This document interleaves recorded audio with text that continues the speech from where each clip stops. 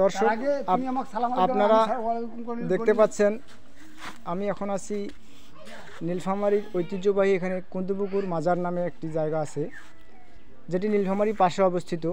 এখানে অনেক দূর দূরান্ত থেকে অনেকে আসে এখানে দেখতে, বিভিন্ন রকম মান্যত করে।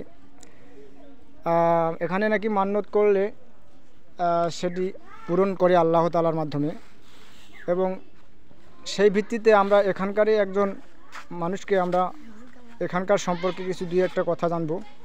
আচ্ছা, আসসালামু আলাইকুম রহমতুল্লাহ। ওয়ালাইকুম আসসালাম। আপনি কোথা থেকে এখানে আসছেন? আমাদের বাড়ি বেশি দূর তো না, আমার বাড়ির পাশাপাশি। জি, আপনি এখানে কেন আসছেন? আসছি, আমাকে প্রায় আসতেই হয়। আমি আসি দেখি প্রায় আমাদের এই এলাকায়, আমার এই মাজার শরীফে বহু দূর দূরান্ত থেকে মানুষ ছিন্নি করার জন্য আসে।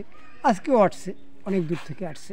জি, এখানে আমি শুনছি যে এখানে অনেক যে মান্যত করে, যে মান্যত করলে নাকি তাদের আশা পূর্ণ হয়, এটা কতটুকু সত্য আছে? না, এটা সঠিকই। এটা যদি না হয়তো তাহলে এত দূর দূরান্ত থেকে মানুষ আসিয়া গ্যাঞ্জাম করতে ওখানে এত সিনিসালাত করে কেন? আসে, দৈনিক দিন আসে লোক, তাই কোনো দিনও মিস নাই। আজকেও আসছে। ও আচ্ছা আচ্ছা। আচ্ছা ভাই, আপনার নাম কি? আমার নাম হোসেন। আপনি এখানকার মাদ্রাসায় পড়েন না? জি। তা এখানে তো দেখি যে দূর দূরান্ত থেকে অনেক লোকে মনে হয় আসে, কী কারণে আসে ভাই এখানে? এখানে দূর দূর থেকে সিন্নি করতে আসি, সিন্নি করলে নাকি মানত পূরণ হয়। ও, এই উদ্দেশ্যে আসে। ও, এখানে মান্যত করতে গেলে কি কি নিয়ে আসতে হবে ভাই?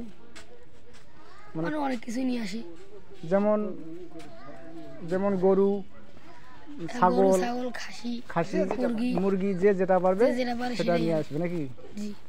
ও আচ্ছা আচ্ছা। তুমি তাহলে এখানকার মাদ্রাসারে ছাত্র ভাই না? আচ্ছা আচ্ছা, ঠিক আছে।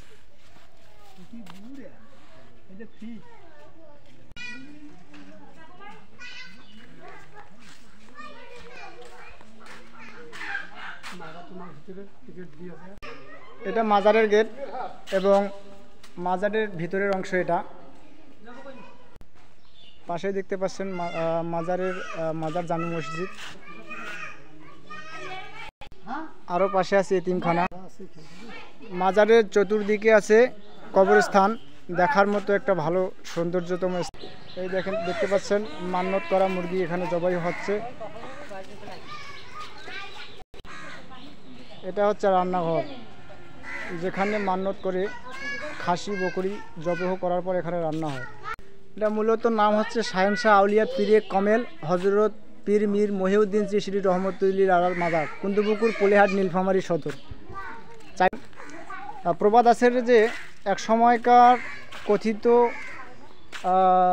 লোকজন এখানে নাকি বিভিন্ন রকম মানত করতো। এক সময় আমরা জানি যে এখানে নাকি আপনার থেকেই কি আসতো, বিভিন্ন রকম প্লেট আসতো। এক সময় আমরা জানি যেটা বিভিন্ন রকম প্লেট আসতো, এবং সেই প্লেটে এখানে খাওয়া দাওয়ার ব্যবস্থা হইতো।